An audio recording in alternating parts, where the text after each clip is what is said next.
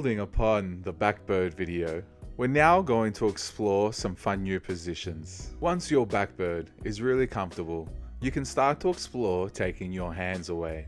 There is no rush, take your time.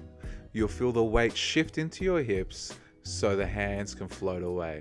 Fliers, keep your hands by your body.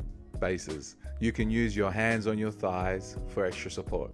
Fliers, if you feel safe, there are a number of different body shapes you can play with. The first is stag. One knee draws up to the ceiling, placing the foot of the same leg on the opposite knee.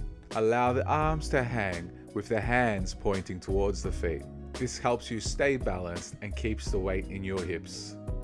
If you feel comfortable, you can go into a deeper back bend by bending both knees and grabbing onto your ankles. Let gravity do its work and relax into the pose. Bases, your hands are right there if you need to support or catch or hold.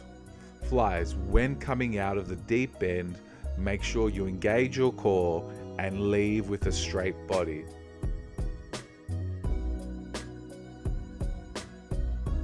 Thank you for watching. I hope you enjoyed it. There's lots of information there, so take your time. Go through it all, see if it sticks.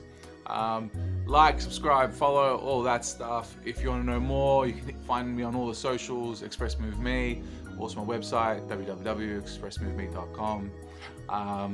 Yeah, I'm also doing some online tutorials, so if you're with your partner and you're stuck, or you want to start your acro journey, hit me up. We can set up some sessions. Yeah, so enjoy it. It's a long road, it's a nice road. Let me know where you go.